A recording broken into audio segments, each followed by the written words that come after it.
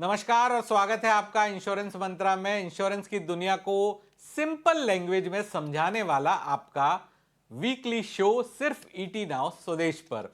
आज के leadership insight segment में हम बात करेंगे हेल्थ इंश्योरेंस क्लेम्स की, टीपीएस की, जहां पर धोखाधड़ी, देरी और भरोसे की कमी अब भी एक बड़ी चुनौती है।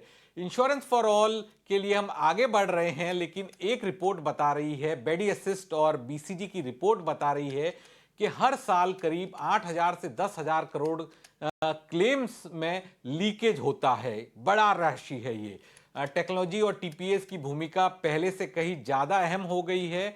इसी पर हमारे इस शो में हम चर्चा करेंगे और आज हमारे साथ जुड़ रहे हैं सतीश गिडगू, सीईओ हैं आप मेडी असिस्ट ग्रुप के, जो बताएंगे कि आर्टिफिशियल इंटेलिजेंस, डिजिटल प्लेटफॉर्म और नए सुधार जो है कैसे क्लेम्स को तेज, पारदर्शी और भरोसेमंद बना सकते हैं। सतीश, इंश्योरेंस मंत्रा में आपका स्वागत है।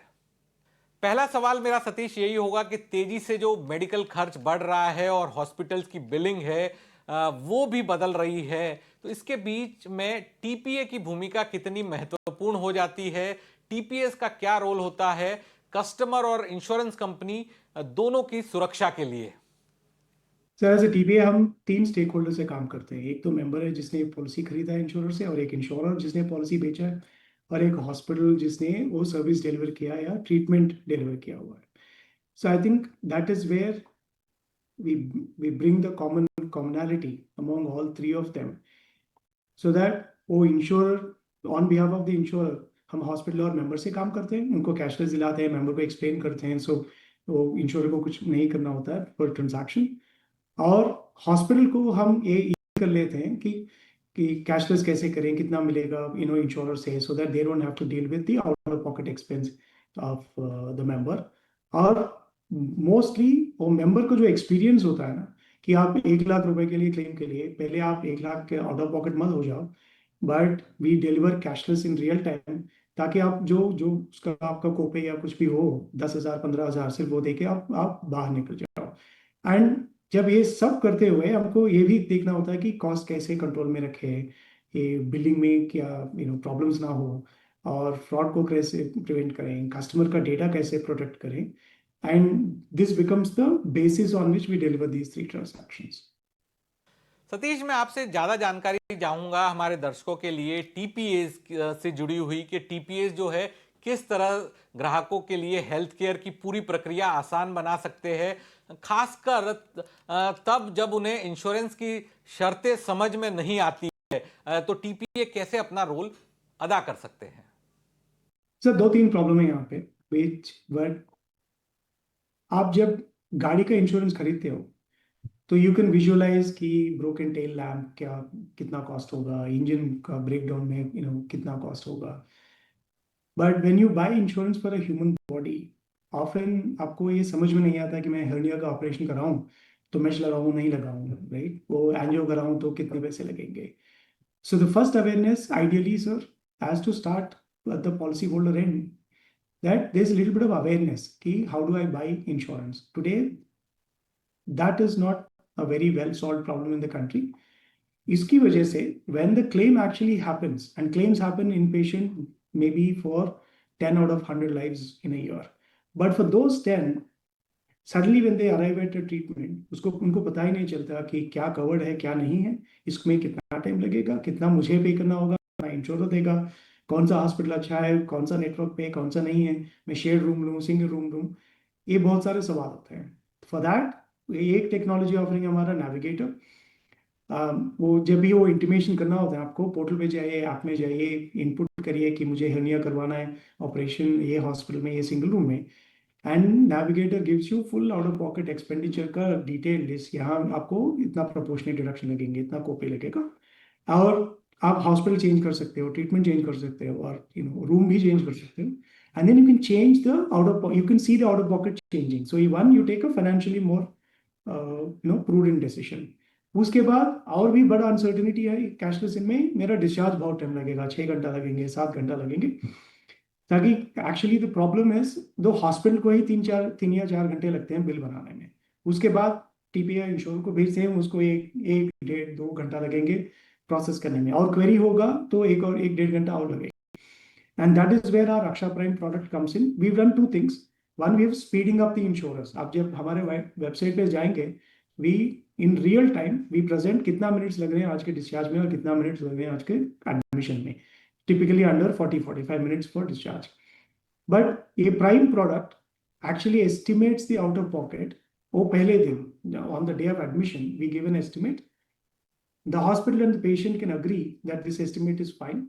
और पेशेंट वो एस्टिमेट पे करके they can leave the hospital even before the bills are generated.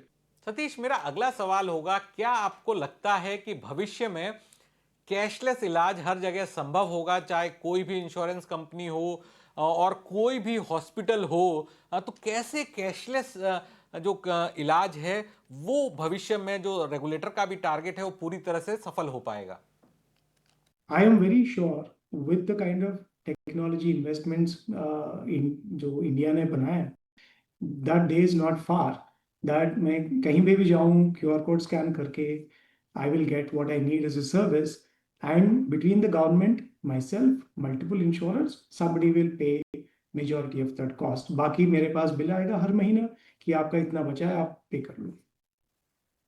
Satish, मेरा अगला सवाल है कि जो कॉम्प्लिकेटेड क्लेम के मामले होते हैं उसमें आर्टिफिशियल इंटेलिजेंस, ऑटोमेशन और इंसानी जजमेंट, ह्यूमन जजमेंट के बीच में कैसे एक बैलेंस बनाया जा सकता है, अगर ये आप हमारे दर्शकों को बता पाएं.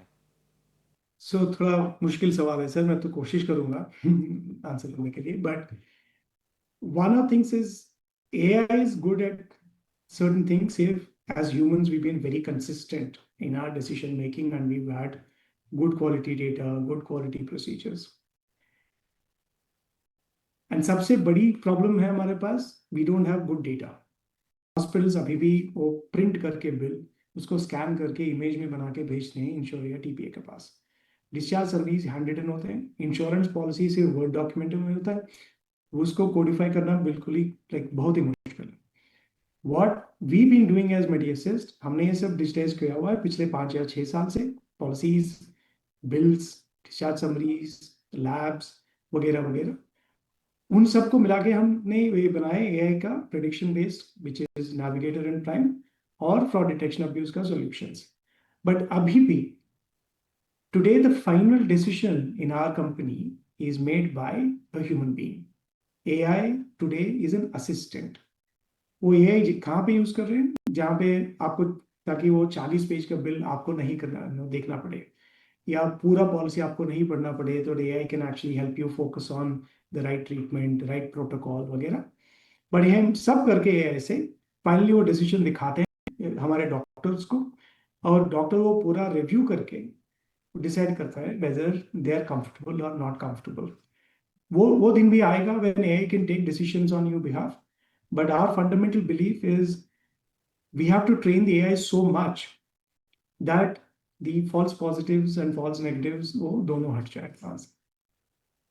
सतीश, एक और चीज मैं आपसे समझना चाहूंगा कि connected health records, health claim exchange, digital data flow और आयुष्मान भारत डिजिटल मिशन का जो इंटीग्रेशन है, उससे आपको लगता है कि कोई ट्रांसपेरेंसी बढ़ेगी और लोगों में एक भरोसा बढ़ेगा, जिसका फायदा जो है वो इंश्योरेंस कंपनी को होगा, हॉस्पिटल्स को होगा और आम लोगों को भी होगा?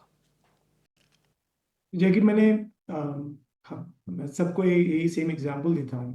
तो आपने फाइनेंशियल सिस्टम्स में देखा है XBRL, form 16, various reporting formats. सिर्फ XBRL की वजह से हम सबको पता है दैट लिस्टेड कंपनी में क्या प्रॉफिट्स हुआ है, क्या कॉस्ट हुए, what losses, how do you understand the balance sheet. Form 16 are so standardised, you don't have to understand कि वो एम्प्लॉय करता क्या है काम, but at least from a tax and income perspective, everything is standardized. That's how we are able to process कि करोड़ों transactions का, right? It is very important कि पहले हम standardize करें data को, उसके बाद standardize करें how data moves, कि कैसे exchange करें हम data एक player से एक और player के लिए, और 3 how कैसे हम rules उस पर apply करेंगे कि ये हो सकता है, नहीं हो सकता है, extra ये कम. I think with all of these 3 layers, which is right standardization of formats, ABDM, NHCX, electronic medical records, health records सब मिला के hopefully we will be able to get to कि the same level of transparency जो अभी हमको दिख रहा है वो फाइनेंशियल सर्विसेज में, and insurance is a core financial service at the heart. आपसे मैं ये भी समझना चाहूंगा सतीश, जो आपकी रिपोर्ट है हाल ही में आपने पब्लिश की है बीसीजी के साथ, वो बताती है कि हर साल 8,000 करोड़ से 10,000 करोड़ का जो क्लेम है वो फ्रॉड, वेस्ट और अब्यूज की वजह से लीक हो जाता है। तो इस लीक का सबसे बड़ा कारण क्या है, और क्या आर्टिफिशियल इंटेलिजेंस की जो हम बात कर रहे हैं, एआई की मदद से इसे रोका जा सकता है और बदलाव लाया जा सकता है? क्योंकि 8 से 10,000 करोड़ एक बड़ी राशि है। Thank you. उसमें तीन कंपोनेंट्स हैं, हमने बोला था फ्रॉड, वेस्ट और अब्यूज। फ्रॉड में जो इंटेंशनली हम किसी को चीटिंग करते हैं, डिसीविंग करते हैं, उसको मिसरिप्रेजेंटेशन करते हैं, उनको बोलते हैं मैं स्मोक नहीं करता हूँ but I am a chronic smoker, right, मैं अल्कोहल नहीं पीता हूँ, all of those fall under fraud. या मैंने हॉस्पिटल में गया ही नहीं, मेरा बिल चला गया इंश्योरेंस के पास। और वेस्ट हैं जो हम अवॉइड कर सकते हैं बट हमने ज़्यादा कोशिश नहीं की एफिशिएंसी के लिए। पेशेंट को हमने रोक दिया संडे को हॉस्पिटल में, कोई क्योंकि कोई बिलिंग डेस्क पे नहीं था, तो एक दिन का उनमें एक दिन का एक्स्ट्रा खर्चा हम उन पे डाल दिया। और अब्यूज होता है typically where more than required, कि ये लैब्स रिक्वायर रेलिवेंट नहीं थे ट्रीटमेंट के लिए बट हमने बहुत सारा लैब्स करवा लिया, बहुत सारा मेडिसिन दे दिया, बहुत सारा टेस्ट करवा लिया। सो ये तीनों कंपोनेंट होते हैं, तीनों का ऑलमोस्ट इक्वली कंट्रीब्यूशन रहता है उसमें, ये लीकेजेस में। But most of the source is bad hospital, bad billing, non-standardized billing, upcoding, और जो पॉलिसी होल्डर की तरफ से नॉन डिस्क्लोजर्स, मिस सेलिंग और थोड़ा ओवर यूटिलाइजेशन ऑफ बिलिंग, ये सब मिला के we is what we call as fraud, waste and abuse, जिसके कारण से और 8 या 10 हज़ार करोड़ के क्लेम्स शायद का लीकेज का एस्टिमेट है हमारा सालाना। धन्यवाद सतीश। अब समय है छोटे से ब्रेक का। सतीश, आपने हमें वक्त दिया, तमाम डिटेल्स हमारे दर्शकों को बताई, बहुत बहुत शुक्रिया आपका। तो वक्त हो चला है एक ब्रेक का। ब्रेक के बाद एक्सपर्ट स्पीक सेगमेंट में हमारे साथ जुड़ेंगे गौरव दुबे, फाउंडर और सीईओ लिव लॉन्ग 365 के। तो जल्द लौटते हैं इस छोटे से ब्रेक के बाद।